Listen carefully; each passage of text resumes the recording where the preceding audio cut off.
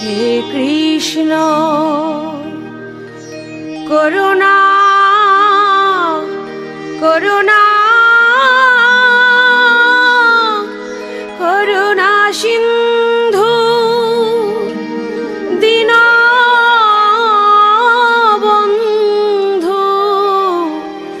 জগৎপতি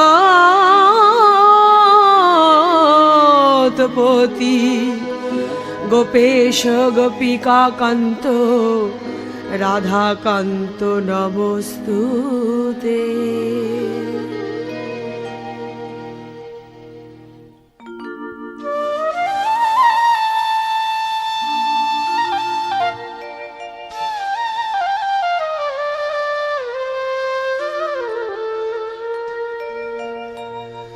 রাধিকারো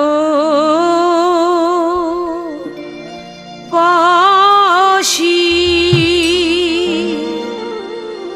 ও লইয়া তু লসি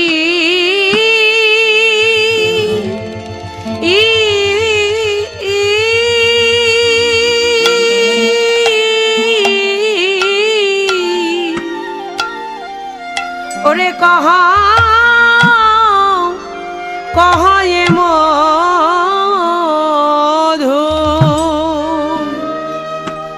অয় ও ও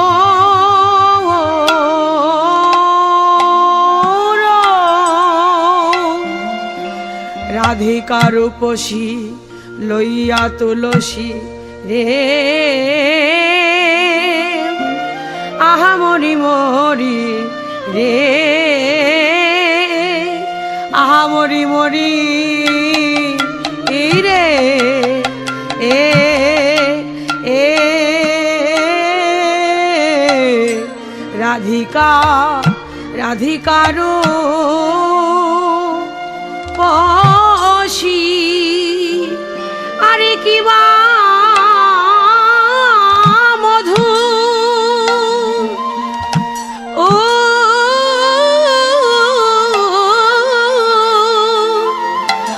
মধুর মধুর মধুর কইছে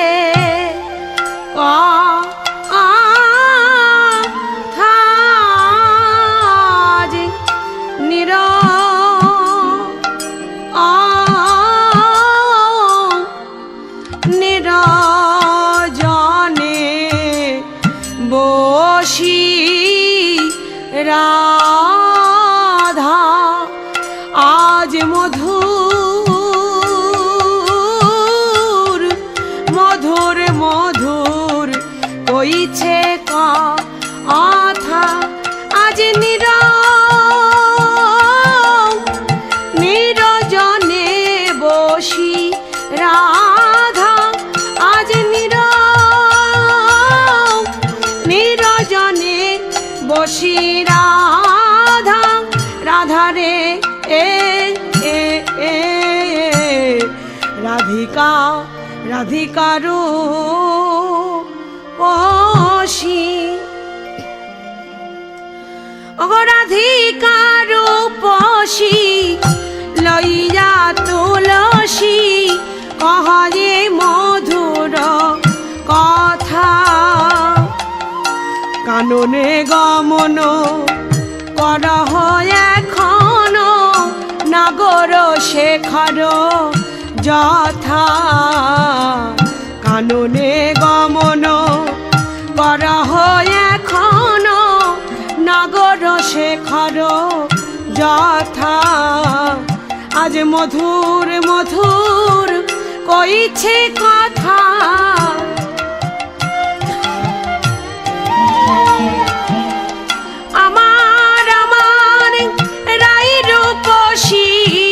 মধুর মধুর কইছে কথা আমার আমার রাই রূপসী তুলসীকে সঙ্গে করি আমার আমার রাই রূপসী তুলসীকে সঙ্গে করি মধুর মধুর কইছে কথা। শ্রীমতী রাধারানী প্রভাতকালে উঠি কৃষ্ণ আলাপনে। আজকে সখী কে গো? তুলসী। তুলসীকে ডেকে বলছে, দেখ সখী, আজ আমি তোর সাথে মনের কথা বলবো। কেন জানিস মরমি, এমন কিছু কথা আছে যা সবার কাছে বলা যায় না। তাই শোন, ধীরে ধীরে মধ্যাহ্নকাল উপস্থিত হচ্ছে। আমি এমন বাদিনীর ঘরে বাস করি যেখানে থেকে বধূকে সহজে দর্শনও করা যায় না, আর সাক্ষাৎও করা যায় না। তাই সখী, তোর নাম তো তুলসী, আর আমার বধূ তুলসীকে বড় ভালোবাসে। তাই তোর কাছে আজ আমি মনের কথা বলবো। তুই কি করবি জানিস? সময় বুঝে আমার এই অন্তরের কথাগুলি আমার বধূর কাছে পৌঁছে দিবি। তোর কাছে আমার অনুরোধ। তুলসী বলছে, বেশ তো। হে রাধে, আমি তোর আদেশ পালন করব না, এটা কি হয়? বল বল।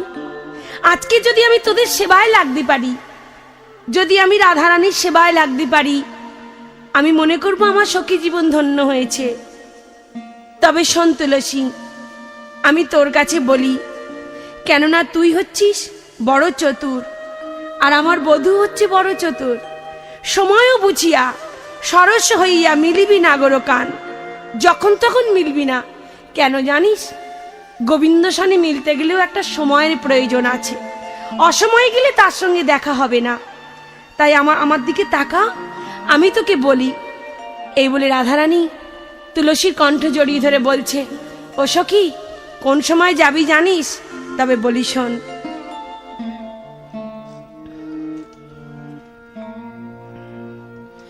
ওগো সময় বুঝিয়া সরস হইয়া মিলিবি না গোরকান। সময় বুঝিয়া সরস হইয়া মিলিবি না গোরকান। চতুর নিকটে কহিবা কপটে, চতুর নিকটে কহিবা কপটে, রাখিবা আপন মান, রাখিবা আপন মান। বলি মান যেন হারাই না রে,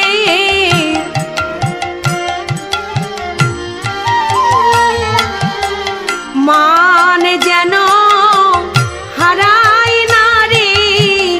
নারী জাতির আর কিছু নাই, মান যেন হারাই না রে। নারী জাতির আর কিছু নাই। শোন শোন ও তুলসী, মান যেন হারাই না রে। শোন শোন ও তুলসী, মান যেন হারাই না রে। জানিস তুলসী, আমি জানি না তোকে পাঠাচ্ছি যে সময় তার দেখা পাবো কিনা, তবুও শুনেছি ভগবান বলেছেন, যে যথামাং প্রবদন্তি তং ইতস্থৈব ভজম মহাম মম বর্তানুবর্তন্তে মনুষ্য পার্থ সর্বস্ব। যে আমাকে যখন যেভাবে ডাকে আমি তার কাছে সেইভাবে সেই মুহূর্তে উপস্থিত হই।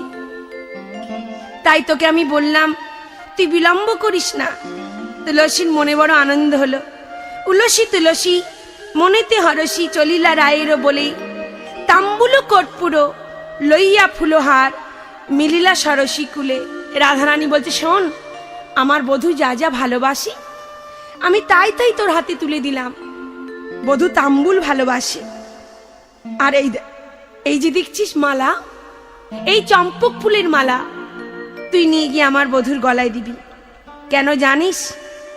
আমার নিজের হাতে গাঁথা মালা। এ মালায় কিন্তু কোনো সুতা নেই, অনুরাগের সুতা দিয়ে আমি গেঁথেছি। তাই এক কাজ কর, বিলম্ব না করি তুই তড়া করে বধূর কাছে চলে যা। তুলসী আনন্দে নৃত্য করতে করতে রাধারানীর দেওয়া তাম্বুল ফুলহার নিয়ে সরসীর কুলে গিয়ে দাঁড়িয়েছে। এবার তুলসীকে দেখছে দূর থেকে। গোবিন্দ আমার দাদা বলরাম সঙ্গে থাকায় তাই তড়া করে আসতে পারছে না। এইবার কিছুক্ষণ পরেই সময় বুঝি তুলসীর কাছে এসে দাঁড়িয়েছে। কেমন ভাবে দাঁড়িয়েছি? আনন্দে। বধূ তুলসীকে বলছে,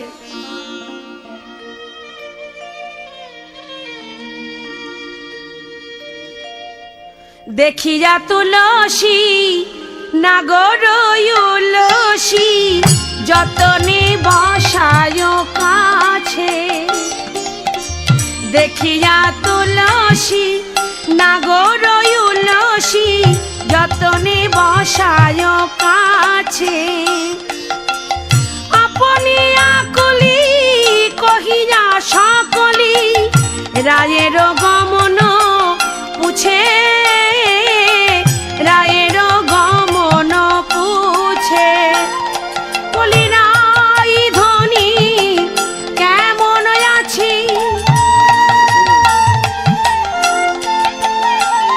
আমার রাই ধনী কেমন আছি?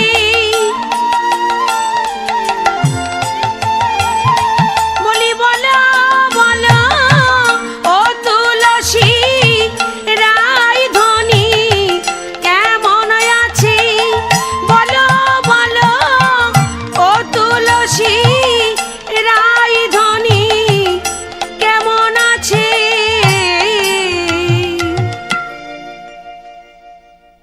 বধূ, তুমি আমার কথা না জিজ্ঞাসা করি আগে তোমার রাধারানীর কথা জিজ্ঞাসা করলে। বেশ, আমি বুঝেছি তুমি রাধারানীকে কতখানি ভালোবাসো, এ তো আমাদের অজানা নয়। কিন্তু তুলসী একটু চাতুরি করে গোবিন্দকে বলছে, এ ধনী চতুরি না করো চাতুরি, আমারও শপথি তোরে রাধারও কুশল কহিয়া সকল শীতল করহ মোরে। তুলসী, তোর দুটো করে পড়ি, করে ধরে বলছি আমার সঙ্গে চাতুরি করিস না। বল না সখী, আমার রাধারানী কেমন আছে? আমার দেহ যে জ্বলে যায়, তার কথা না শোনা পর্যন্ত আমার দেহ শীতল হবে না। তুলসী গোবিন্দের অবস্থা দেখি মৃদু হেসে বলছে, সে যে বিনোদিনী, তার কথা কি আমি বর্ণনা করতে পারি? গোবিন্দ মৃদু হেসে বলছি, ও তুলসী বল না তার কথা। সে যে বিনোদিনী, দিবস রজনী অন্তরে খেলায় মোর, সুতিলে স্বপনে দেখিয়ে সে জনে শপথি করিয়ে তোর। তো শপথ করে বলছি আমি তাকে ছাড়া বাঁচব না। আমি যখনই নিদ্রা যাই, জেগে থাকি, দিবা নিশি সব সময় তার ওই রূপ আমার অন্তরে ভাসে। সে আমার হৃদয় বৃন্দাবনে খেলে বেড়ায়। বল না তুলসী, সে কেমন আছে? পদকর্তা এক পাশে দাঁড়িয়ে বলছে, হে গোবিন্দ, আর কি বিলম্ব সয় না? এখনই আসবে, তুমি আর কিছুক্ষণ অপেক্ষা করো। এই বলে পদকর্তা বর্ণনা করে বললেন। কি বললেন? রাধারানীর গমন বার্তা। কেমন ভাবে? ওগো সময় জানিয়া শেখর আসিয়া সুমধুর করি বলে। সময় জানিয়া শেখর আসিয়া সুমধুর করি বলে। সে যে বিনোদিনী আসিবে এখনি, থাকো সরসী কুলে। সে যে বিনোদিনী আসিবে এখনি, থাকো সরসী কুলে। বলে এখন তুমি বসে থাকো,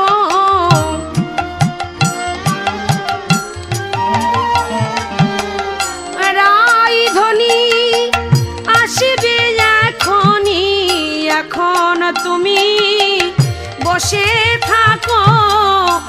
রাই ধ্বনি আসবে এখনি, এখন তুমি বসে থাকো।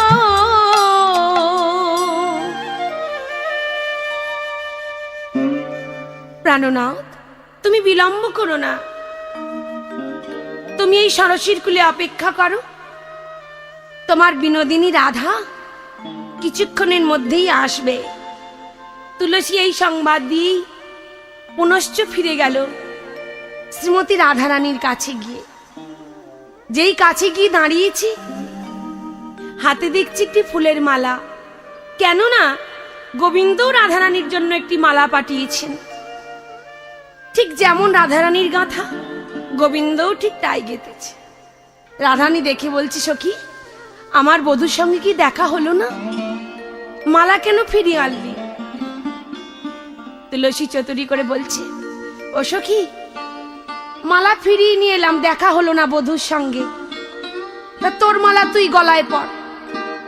তুলসী নিয়ে গোবিন্দের গাঁথা মালা যেই গলায় পরিয়ে দিয়েছে, গোবিন্দের পরশযুক্ত মালা গলায় পেয়ে রাধারানীর বুকে জ্বলে উঠেছে। কৃষ্ণ পিপাসা দ্বিগুণ বেড়ে গেল। মালা যেই গলায় দিয়েছে, তুলসীকে জড়িয়ে ধরে বলছে, তুলসী, সত্য করে বলে এই মালা কে গেঁথেছে? এটা আমার নয়।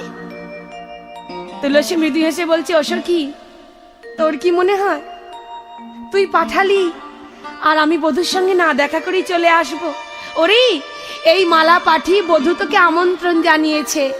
বিলম্ব না করে ষড়শীর কুলে যা, সে যে তোর জন্য কাঙালের মতন অপেক্ষা করে আছে, শুধু একবার দেখবে বলে।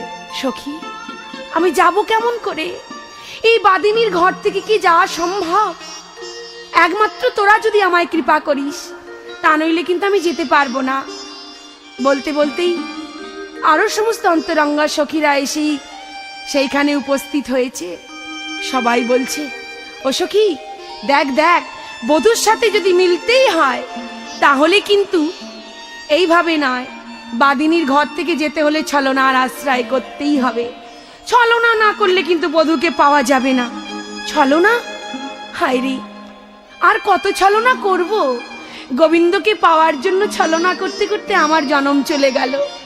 সখী, গোবিন্দ কি বলেছে জানিস? আমাকে পেতে হলে ধৈর্যের দরকার, ছলনা তো করতেই হবে। তা সখী, আয়, কি করে ছলনা করা যায় বল? বলছে, কেন? তুই এমন ভাবে কাঁদবি যেন মনে হবে তোর কত কি হয়েছে। কি করবি জানিস? তুই এই মুহূর্তে এমন ভাবে চিৎকার করে কাঁদ যেন রাত্রে তুই কুস্বপ্ন দেখেছিস। তোর শাশুড়ি ননদীকে বলবি তোর প্রতি আয়ান ঘোষকে নিয়ে তুই বড় দুঃস্বপ্ন দেখেছিস, আর তার ফলেই তোর মন চঞ্চল হয়ে গেছে। তোকে সূর্য পূজায় যেতেই হবে, তা নইলে কিন্তু তুই বধূর কাছে যেতে পারবি না। বলছে, বেশ, তোদের কথাই আমার শিরোধার্য। কেননা সখী বিনা এই লীলা পুষ্টি নাই হয়। সখীদের সহযোগিতা বিনা কোনো লীলা কি সম্পূর্ণ হয়? এই কথা শুনে সখীগণ ঘেরিবেরি হয়ে বসেছি। আর শ্রীমতী রাধারানী এবার উচ্চ স্বরে চিৎকার করে ডাকছে, ও মা, মা গো, তোমরা কে কোথায় আছো? একবার ছুটে এসে দেখো না মা, আমার বড় বিপদ হয়েছে, আমি এখন কি করব? বদনে বসন চাপা দি শ্রীমতী রাধারানী কাঁদতে শুরু করেছে। কেমন ভাবে জানো? শ্বাস মুখে শ্বাস ছাড়িয়া কহে বিনোদিনী, শ্বাস মুখে শ্বাস ছাড়িয়া কহে বিনোদিনী,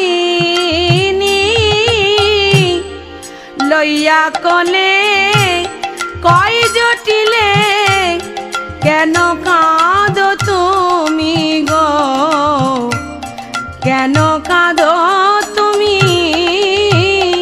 বলে, বলো বলো কি হয়েছে?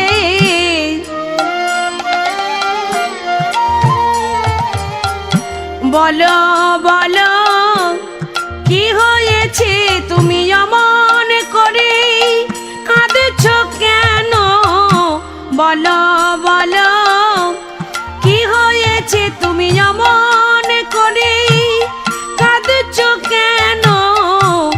বলো বলো কি হয়েছে? ওমা, মা গো, আমার বড় সর্বনাশ হয়েছে মা। কি হয়েছে বৌমা? তুমি আমার 7 নাও 5 নাও একটা বৌমা, তুমি এমন করে কাঁদছো কেন? কেউ কি তোমায় কিছু বলেছে? আমার পুত্র আয়ান? না মা না। তাহলে আমার ওই দুষ্টু মেয়ে কুটিলা? না মা না। ও, তাহলে কি তোমার পিত্রালয় থেকে কোনো কুসংবাদ এসেছে? না মা না, তাও হয়নি। আমার সর্বনাশ হয়েছে আমার ঘরে বসেই। কেন? আজ আমি স্বপ্ন দেখেছি। স্বপ্ন? সে আবার কি? হ্যাঁ মা, তাই তো বলছি, তুমি শ্রবণ করো। ও গভীর রাতে সেজে শুতে স্বপ্ন দেখি আমি, গভীর রাতে সেজে শুতে স্বপ্ন দেখি আমি, মোর পতির কি দুর্গতি শোনো মা গো তুমি, মোর পতির কি দুর্গতি শোনো মা গো তুমি। শত্রু আসি বাথানে পশি গাভী কইল চুরি, শত্রু আসি বাথানে পশি গাভী কইল চুরি, সব কিছু কারি ধরি পতি গেল মারি, সব কিছু কারি ধরি পতি গেল মারি। বলো এখন আমি কি বা করি? এখন আমি কি বা করি? আমার পতিকে গেল গো মারি, এখন আমি কি বা করি? আমার পতিকে গেল গো মারি, এখন আমি কি বা করি? এই কথা শ্রবণ করি জটিলা বলছে, হায় হায় হায়, এই যে বড় সর্বনাশীর কথা। ও বৌমা, শোনো শোনো শোনো, তুমি কখন দেখেছো এই স্বপ্ন? জানো মা, অন্য সময় তো হলে হতো, হ্যাঁ আমি নিশীতে স্বপ্ন দেখেছি। তাই নাকি? তা তুমি এমন কুস্বপ্ন দেখলে আর কিছু দেখোনি? বলছে, হ্যাঁ মা, আমি যখন এই স্বপ্ন দেখে কাঁদছিলাম যে আমার পতির দশা কেন এমন হলো, আমার কোন পাপে এমন হলো, আমি যখন কাঁদতে কাঁদতে অচৈতন্য প্রায়, আবার আমি ঘুমিয়ে পড়লাম। এবার যখন ঘুমিয়ে পড়লাম, নিশির শেষে প্রায় ঠিক ভোরের বেলায় আমি যে স্বপ্ন দেখলাম সে এক অপূর্ব স্বপ্ন মা। তুমি তো জানো, শাস্ত্রে বলেই সব স্বপ্ন মিথ্যা হতে পারে, কিন্তু ভোরের স্বপ্ন মিথ্যা হয় না। আমি ভোরবেলা একটা স্বপ্ন দেখেছি, সেটা শুনবে মা? বলছে, বেশ তো বৌমা, বলো দেখি ভোরবেলা কি স্বপ্ন দেখেছ? আমি দেখেছি মা, সূর্য দেবা করলে পূজা সকল বিপদ যাবে, সূর্য দেবা করলে পূজা সকল বিপদ যাবে। শোনো মা গো এইবার এখনই শুনিবে, শোনো মা গো এই কাজ এখনই করিবে, সূর্য পূজা করিতে হবে, সূর্য পূজা করিতে হবে। নিশির শেষে স্বপ্নে দেখলাম সূর্য পূজা করিতে হবে, নিশির শেষে স্বপ্নে দেখলাম সূর্য পূজা করিতে হবে। কোথায় ছিল কুটিলা? ছুটে এসে বলছে, ওই যে মা, হয়েছে? আমি তো জানি তোর বউ যে কি মায়া জানে মা, কিছু একটা করে তো কেষ্টা ছড়ার কাছে যেতে হবে। মরি মরি আর কি, ছি চিচি বালাই সাত। ও মা, দেখেছিস তোর বউয়ের ঢং দেখেছিস? আর কিছু বলার পেল না। আহা, বলি ও বউ, এমন মায়াবিনী কবে থেকে হয়েছিস লো? এই ননদি, তোর যদি এত সন্দেহ হয় তুই এক কাজ কর না, তুই না আমার সঙ্গে চল। বলছি, যাবো কি? তুই বলার আগে আমি প্রস্তুত হয়ে আছি, তোর সঙ্গে আমি যাব। ভেবেছিস কি আমাদের ফাঁকি দি তুই গিয়ে কেষ্টা ছড়ার সঙ্গে লীলা খেলা করবি? তা হবে না। আমি কি করব জানিস? তো আসনে যাব বনে, দেখিব পূজার সাজ।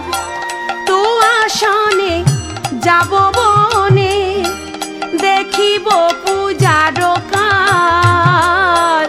মনোহরে ভনে তরা সাজাও পূজার সাজ। মনোহরে ভনে তরা সাজাও পূজার সাজ। বলে আরে বিলম্ব করো না গো,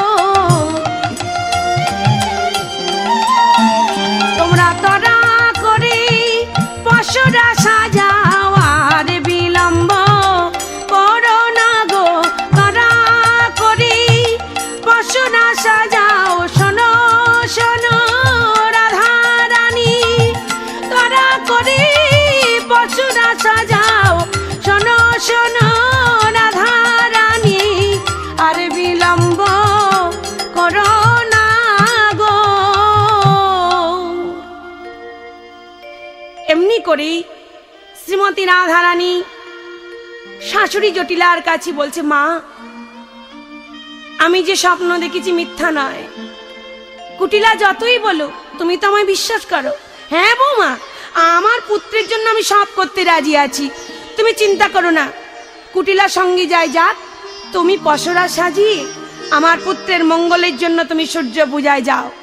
শ্রীমতী রাধারানী সখীগণকে বলছে, ও সখী, শাশুড়ির অনুমতি যখন পেয়েছি আর বিলম্ব নয়, চল সবাই মিলে আমরা সূর্য পূজার পসরা সাজিয়ে সূর্য পূজার জন্য প্রস্তুত হই। সখীগণ মৃদু হেসে বলছে, যা করে গোবিন্দ মঙ্গলের জন্য। ও সখী, কৃষ্ণ বিনা কি কোনো লীলা হয় রে, তার কৃপা ছাড়া? হ্যাঁ, দেখ দেখ দেখ, তোর শাশুড়ি জটিলা ননদিনী কুটিলা কেমন করে বশ হয়ে গেল, কি করে করলি? বলছে, কেন? এই বিপদেই তো আমার গোবিন্দ একমাত্র আমার সারবস্তু। বিপদে গোবিন্দ ছাড়া আমাকে কে রাখবে? বিপদে গোবিন্দ, গোবিন্দ প্রাণ, গোবিন্দই রাখিল এ দাসীর মান। তাই চিন্তা করিস না সখী, চল বেলা যে যায়, সূর্য পূজার সময় চলে গেলি আর হবে না। এই বলে সখীগণ রাধারানীকে সঙ্গে নিয়ে সূর্য পূজার যা যা লাগে সমস্ত পসরা সাজিয়ে এইবার গোবিন্দ দর্শনের উদ্দেশ্যে বৃন্দাবনের মাঝে তারা গমন করেছে। কেমন ভাবে? পসরা মাথায় করে কৃষ্ণ নাম গাইতে গাইতে চলেছে, আনন্দে নৃত্য করতে করতে, এবং ননদিনী কুটিলাকেও সঙ্গে নিয়েছে যাতে না কোনো বিপদ হয়। শ্রীমতী রাধারানী বলছে, দেখ সখী, কুটিলা থাকলে তো গোবিন্দ দর্শন হবে না, তাই যে কোনো উপায়ে কুটিলাকে আমরা তাড়াবই। এই বলে চলেছে কৃষ্ণ দর্শনে বৃন্দাবনে।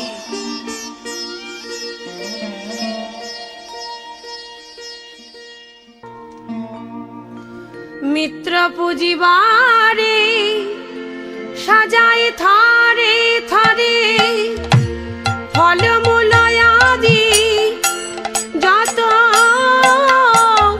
চিনি ফেনি কলা লাট্টু কারশালা সাজাইছে মন মত। বদরিয়া পেল আর নারিকেল, আম জাম জম্বু ফল,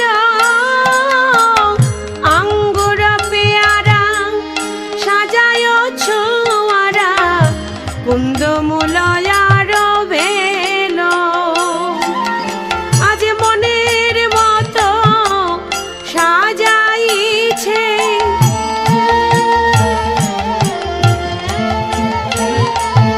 গোবিন্দ সেবা দেবে বলে, মনের মতো সাজাইছে গোবিন্দ সেবা দেবে বলে, মনের মতো সাজাইছে।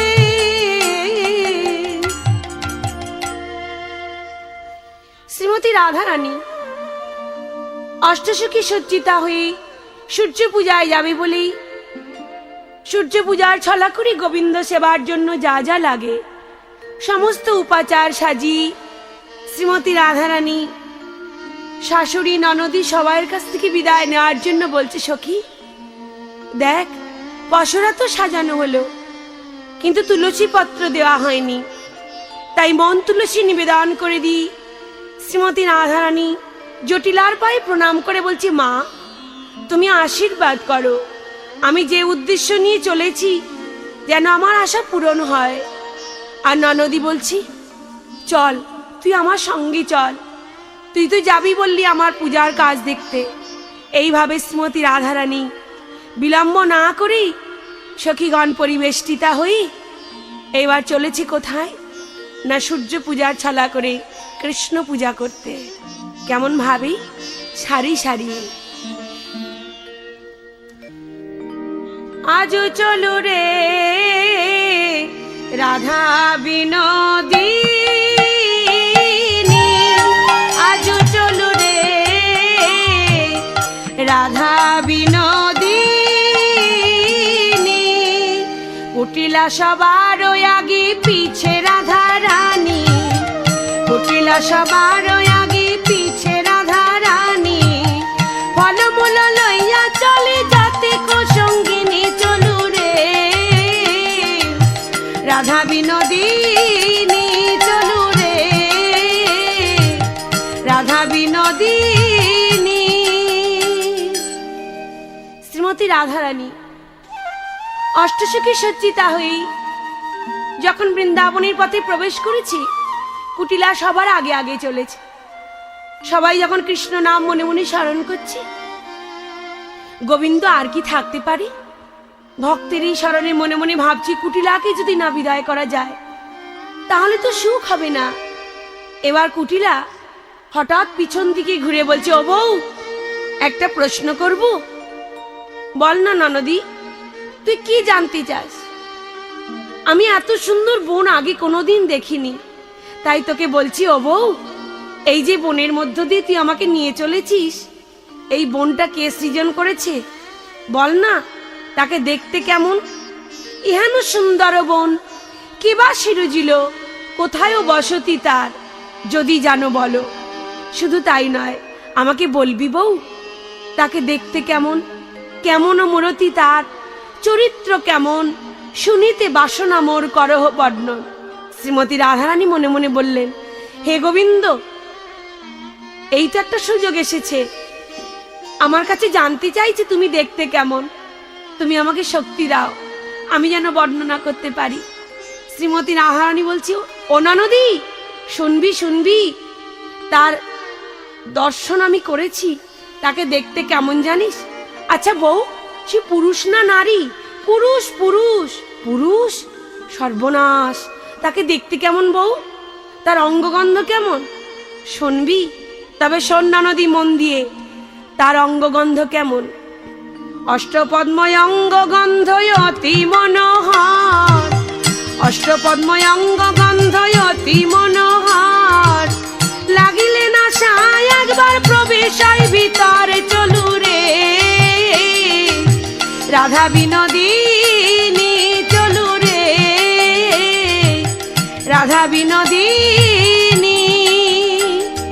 সর্বনাশ, ও বউ, তার অঙ্গগন্ধ একবার নাসিকায় গেলে ভিতরে প্রবেশ করে। শুধু কি তাই না নদী, সেই অঙ্গগন্ধ যদি একবার কারোর ভিতরে প্রবেশ করে তাহলে কি হয় জানিস? অঙ্গগন্ধ একবার নাসিকায় গেলে আর না চলিতে পারে যদুনাথে বলে। যার এমন দশা হয় সে আর কোনোদিন ঘরের বাহির হতে পারে না, সে কলঙ্কিনী হয়ে যায়, সেই পুরুষ তাকে গ্রহণ করে। ঠিক বলছিস বউ, তাই যদি হয় আমি কিন্তু আর যাব না। কেন জানিস?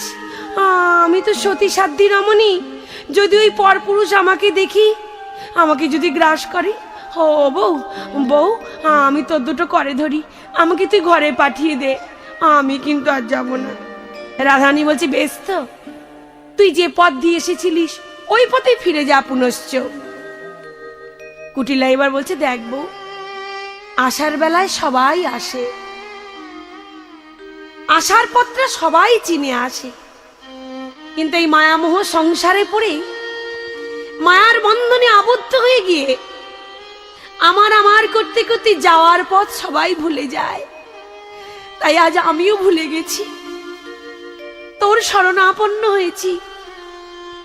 দেখ রাধে, এই জগতে হয়তো সবাই জানে আমরা কৃষ্ণ বিদ্বেষিনী, আমরা তোকে জ্বালাই, তোকে কৃষ্ণ নাম করতে দিই না, কিন্তু বিশ্বাস কর আমাদের অন্তরের কথা তা নয়।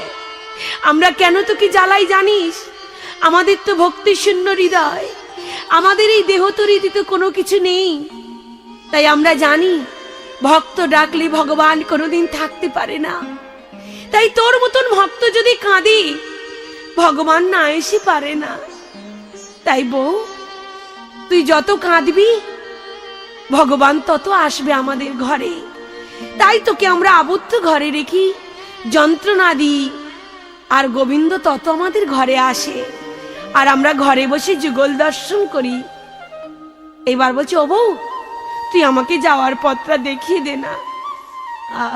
এ কথা শুনি রাধারানী বলছি, বেশ, আমি কথা দিলাম, আমি তোকে যাওয়ার পথ দেখিয়ে দেব ননদী। কুটিলা এবার রাধারানীর কথা মতো ঘরে যখন ফিরে গেল, সখীগণ ছুটে গিয়ে বলছে, রাধে তোর জয় হোক। কে তোকে বুদ্ধি দিল? বলছে, কেন? বিপদেই তো গোবিন্দ আমাকে রক্ষা করে, বিপদেই তো গোবিন্দ আমার প্রাণ, আর গোবিন্দ রেখেছে দাসীর মান। চিন্তা করিস না সখী, চল, বিলম্ব করিস না, বেলা যে যায়। সূর্য পূজার ছলে আমাদের গোবিন্দ সেবা করতে হবে মরমি, তড়া করে চল। শ্রীমতী রাধারানী আর বিলম্ব না করে সূর্য পূজার মন্দিরে এসে যখন উপস্থিত হয়েছে, তুলসীকে ডেকে বলছে, তুলসী, তুই বধূকে বলে এসেছিস তো কখন আসবে? সখী, অত চঞ্চল হোস না, ক্ষণিক বিলম্ব কর।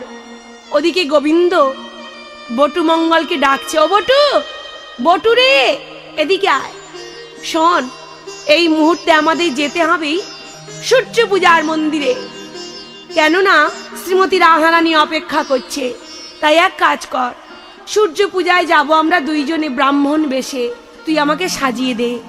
তোর বহুদিনের মনের ইচ্ছা ছিল তুই আমাকে ব্রাহ্মণ বেশে সাজাবি, দে, আজ তুই আমায় সাজিয়ে দে না ভাই। বটু মঙ্গল বলছি, কানাই, আমি তোকে সাজাতে পারবো? কেন? সর্বলীলার অঘটন ঘটন পটিয়সী যোগমায়াকে স্মরণ কর, দেখবি আমার যা যা লাগে মা সব কিছু এনে দেবে। যোগমায়াকে যখন স্মরণ করেছি, ব্রাহ্মণ বেশে সাজ দে, যা যা প্রয়োজন সব কিছু এনে বটু মঙ্গলের হাতে দিয়ে বলছি, বটু, এই নাও, তুমি এগুলি দিয়ে গোবিন্দকে আজ ব্রাহ্মণ বেশে সাজিয়ে দাও। বটু মঙ্গল তখন মায়ের আদেশ পেয়ে ভাই কানাইকে সাজাচ্ছে। কেমন ভাবে? ব্রাহ্মণের বেশে। পিত ধরা খুলি তরা গেরুয়া বসন, পিত ধরা খুলি তরা গেরুয়া বসন, ছোট কাছা মোটা কোচা বিনায়ে তখন, ছোট কাছা মোটা কোচা বিনায়ে তখন, উতারি মাথার চূড়া শিখি বান্ধি দিল, উতারি মাথার চূড়া শিখি বান্ধি দিল, গলেতে রুদ্রাক্ষের মালা নামা বলি দিল, গলেতে রুদ্রাক্ষের মালা নামা বলি দিল, আজ সাজাতে লাগিল, সাজাতে লাগিল, ভাই কানাইকে আজ সাজাতে লাগিল, ভাই কানাইকে আজ সাজাতে লাগিল। পিত ধরা খুলি তরা, পরনে যে পিতবাস ছিল খুলে দিয়েছে, মাথার চূড়া খুলে দিয়েছি।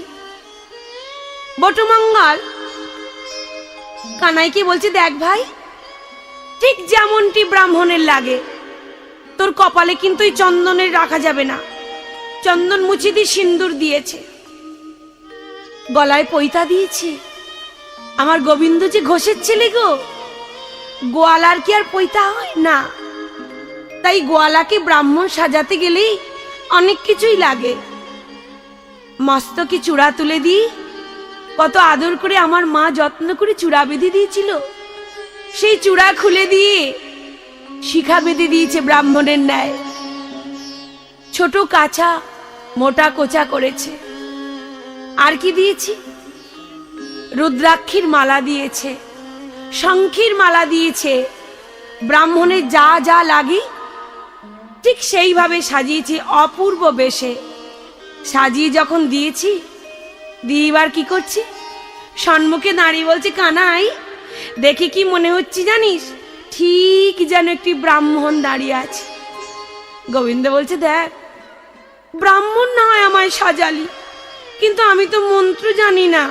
বলছে, ও কানাই, মন্ত্র তোকে বলতে হবে না, আমি যেমন যেমন বলবো তুই ঠিক তেমন তেমন করে মাথাটি নেড়ে সায় দিবি। ব্রাহ্মণ তো আমি, যা বলার আমি বলবো, তুই কেবল ব্রাহ্মণ বেশে গিয়ে আশীর্বাদ করবি ব্রজগোপীদের। গোবিন্দ মৃদু হেসে বলছে, বেশ, তোর আশাই পূর্ণ হোক। এইভাবে দুজনে ব্রাহ্মণ সেজি চলেছে। কেমন ভাবে? অপরূপ বিপ্রবেশে চলে বটু সনে, অপরূপ বিপ্রবেশে চলে বটু সনে, কোচা যায় লটপটি মনোহর ভানে, কোচা যায় লটপটি মনোহর ভানে। এইবার চলিল রে অপরূপ বিপ্রবেশে চলিল রে, অপরূপ বিপ্রবেশে আমার আমার প্রাণ গোবিন্দ অপরূপ বিপ্রবেশে চলিল রে।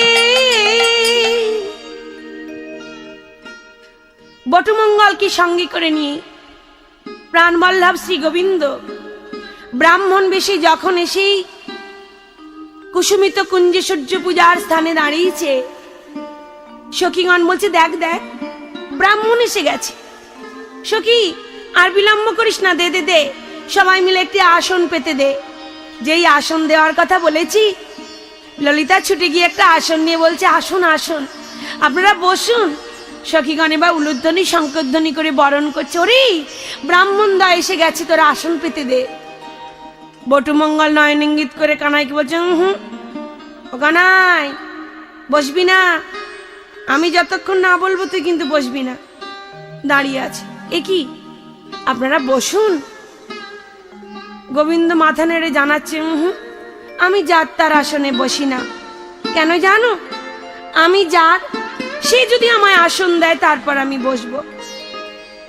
বটুমঙ্গল বলছে, দেখো সখী, আমার সখা যাত্রার আসনে বসে না, সে যার, সে যদি আসন পেতে দেয় তাহলেই বসবে। এই কথা শুনে শ্রীমতী রাধারানী বিলম্ব না করে আসন পেতে দিয়েছে। দেওয়ার সাথে সাথে এবার গোবিন্দ আসন গ্রহণ করেছে।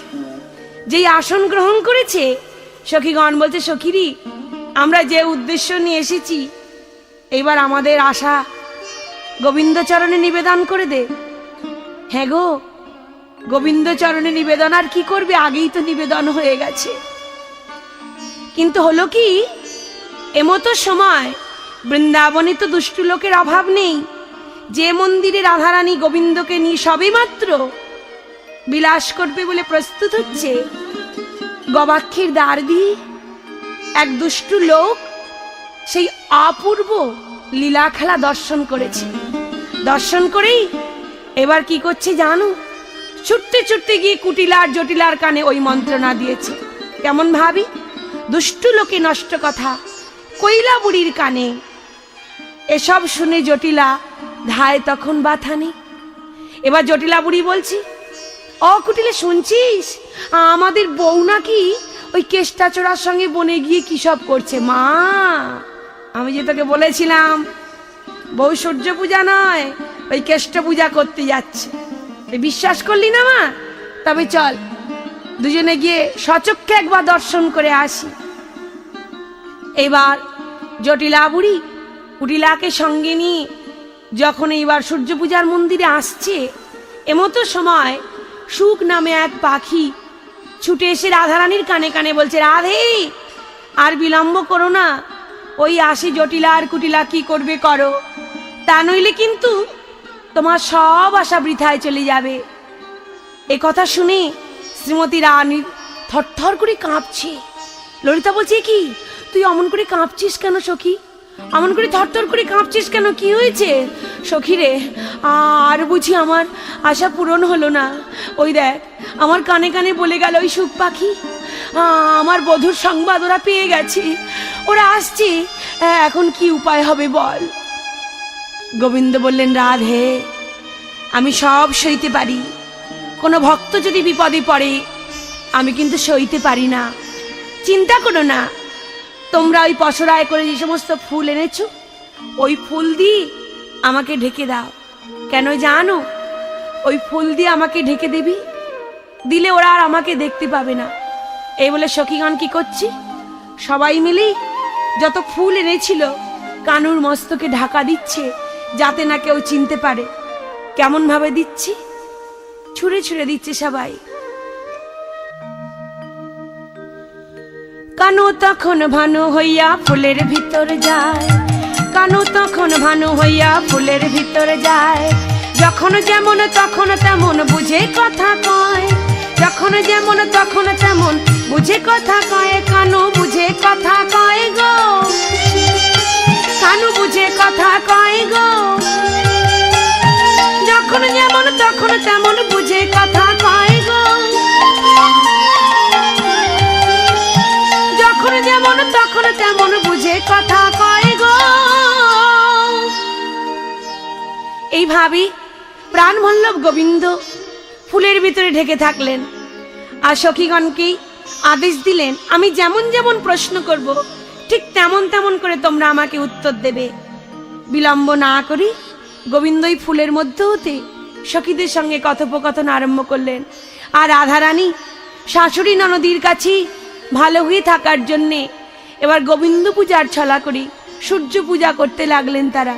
কেমন ভাবি, সবাই পূজার আসনে উপবেশন করে বসেছে, বসে এবার মন্ত্রোচ্চারণ করতে লাগলো।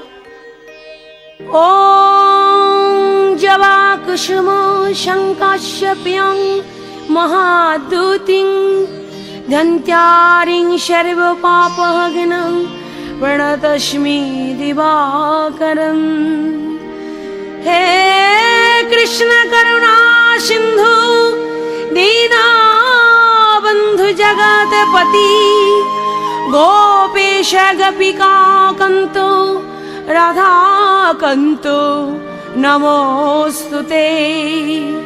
নমো ব্রহ্মাণ্ড দেবায় গো ব্রহ্মণ হিতায় চ জগদ্ধিতায় শ্রীকৃষ্ণায় গোবিন্দায় নমো নমঃ।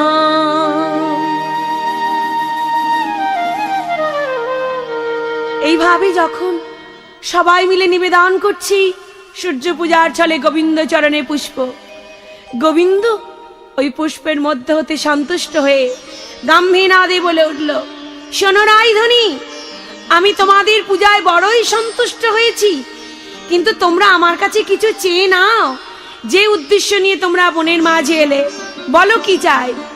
সর্বপ্রথমেই শ্রীমতী রাধারানী এবার কি করলেন, দেবতাকে সন্তুষ্ট করার জন্য বলছি, হে সূর্যদেব, আগে তো আমরা আরতি করে নি, তারপর তোমার কাছে আমরা যাওয়ার আগেই বর চেয়ে নেব। এই বলে শ্রীমতী রাধারানী সূর্যদেবকে উদ্দেশ্য করে গোবিন্দকে আরতি করতে শুরু করলেন। কেমন ভাবে, পঞ্চপ্রদীপ, শঙ্খদ্বীপ, ঘণ্টা সমস্ত কিছু সহযোগে আরতি করছে।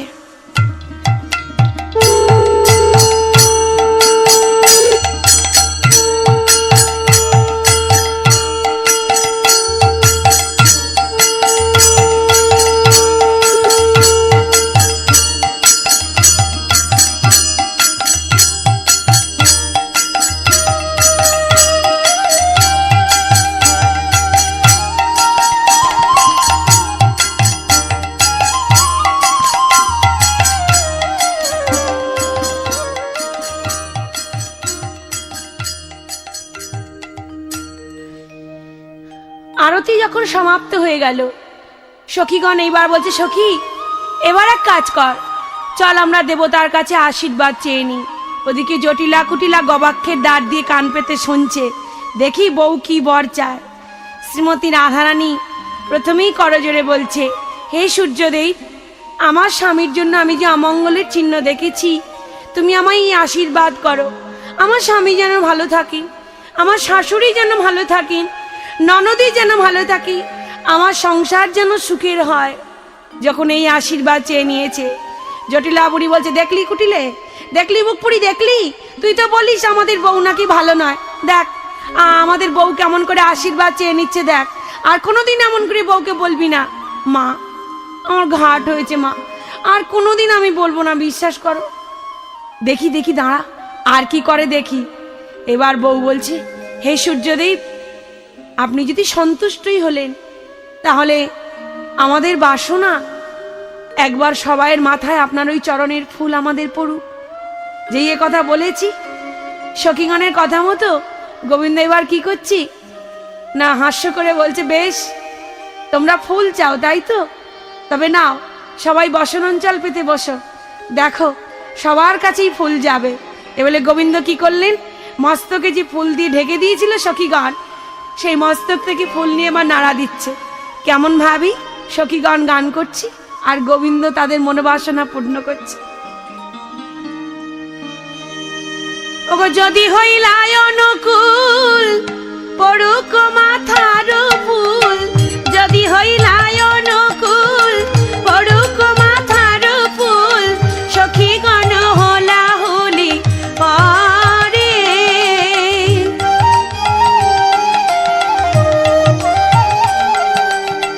হাসি দেব মাথা নাড়ি, ঝড়ো ঝড়ো ফুল পড়ে, হাসি দেব মাথা নাড়ি, ঝড়ো ঝড়ো ফুল পড়ে, সখীগণ উলুধ্বনি করে।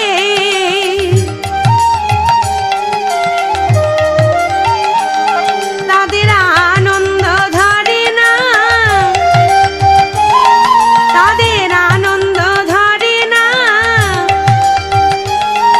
বলি বধুরে লীলা হেরে আনন্দ ধরে না, বধুরে লীলা হেরে আনন্দ ধরে না। গোবিন্দ এইবার মাথা নাড়া দিয়েছি যখন, সেই চরণের ফুল এসি সখীগণের অঞ্চলে পড়েছে, তাদের আর আনন্দ ধরে না। বটুমঙ্গল বলছে, এই কানাই, তুই যে এমন করে সব করলি, তাহলে আমি এলাম কেন তোর সঙ্গে? আমাকে যে এতক্ষণ অচৈতন্য করে রেখেছিলিস, আমি বুঝতে পারিনি তোদের লীলায় আমাকে অংশ দিবি না। বেশ, তবে শোন, বেলা যে যায়, বিলম্ব করলে হবে না, আমার পাওনা কিছু আমি নি। এই যে অব্রজ গোপিনীগণ, তোমরা আমার কাছে এসে যদি আশীর্বাদ নেবে। এ বলে বটুমঙ্গল কি করছি না সবার মাথায় হাত দিয়ে দিয়ে আশীর্বাদ করছে। কেমন ভাবে গো, সবার মাথায় দিয়ে হাত বটু করে আশীর্বাদ, সবার মাথায় দিয়ে হাত বটু করে আশীর্বাদ। চিরদিন সুখী হলে থাকো, চিরদিন সুখী হলে থাকো, তোমরা সবাই সুখে থাকো, সবাই সুখে থাকো, এই আশীর্বাদ দিলাম আমি, সবাই সুখে থাকো, এই আশীর্বাদ দিলাম আমি, সবাই সুখে থাকো। শোনো, আশীর্বাদ করলাম, তোমরা চিরদিন সবাই স্বামী পুত্র নিয়ে সংসার করো, তোমাদের আশীর্বাদ করলাম, এইবার আমাদের প্রসাদ দাও, আমাদের ভাগের ভাগটা দিয়ে দাও। বটুমঙ্গল তাড়াতাড়ি করে যা কিছু ছিল, লাড়ু টাড়ু যা দেখেছিল সব কিছু আগে আগে তুলে নিচ্ছে। কেন, বটুমঙ্গল তো ব্রাহ্মণ, এমনিতেই একটু লোভ বেশি, তাই সব কিছু যখন নিয়ে নিয়েছে পুটলা বেঁধে, এমন সময় কানাই হাসছে। এই বটু, ওগুলো নিচ্ছিস কেন? বলছে, দেখ ভাই, কাজের বেলায় আমি যখন আগে আগে করেছি, ভাগের বেলাতেও আমার বেশি চাই, তুই কিন্তু কিছু বলিস না, সবাই মিলে বোনের মাঝে গিয়ে ভাগাভাগি করে নেব। এ কথা শুনেই মৃদু হেসে শ্রীমতী রাধারানী বলছে, বটু, আমাদের যে একটু বাসনা আছে, একটু কুঞ্জের বাইরে জানা। এ কথা শুনে বটুমঙ্গল দুয়ারে দাঁড়িয়ে বলছে, বুঝেছি, এখনো পর্যন্ত সেই ভজনের অধিকারী আমি হইনি যেখানে মধুর রসে আমি তোদের কাছে থাকতে পারি। এ জনম তো গেল, পরজন্মে যেন আমি মধুর রসে অংশগ্রহণ করতে পারি, আমাকে এই আশীর্বাদ করিস কানাই। এই কথা শুনে গোবিন্দ বলছে, রাধে বলো তোমার আশা কি? বধূ, অনেক কষ্ট করে বনে এসেছি, তুমি আমার আশা পূরণ করো, জলকেলি করে সমাপ্ত করো না। সখীগণ বলছে, আমাদের আশা যুগলে একবার বসো, আমরা যুগল দর্শন করি, আমাদের বাসনা পূরণ করি, বেলা যে যায়।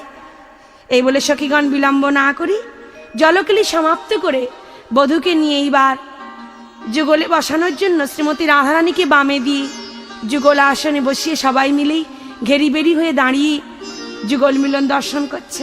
কেমন ভাবে?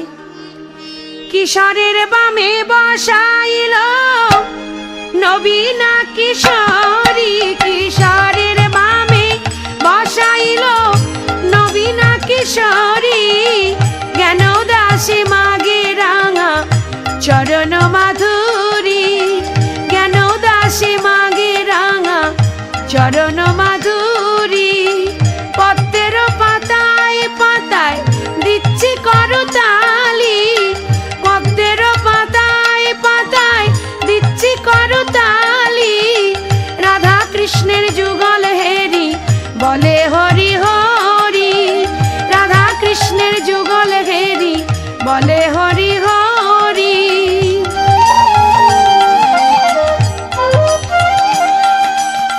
ময়ূর ময়ূরী নাচে নাচে পেখম ধরি, ময়ূর ময়ূরী নাচে নাচে পেখম ধরি, শোক নাচে শাড়ি নাচে যুগল রূপ হে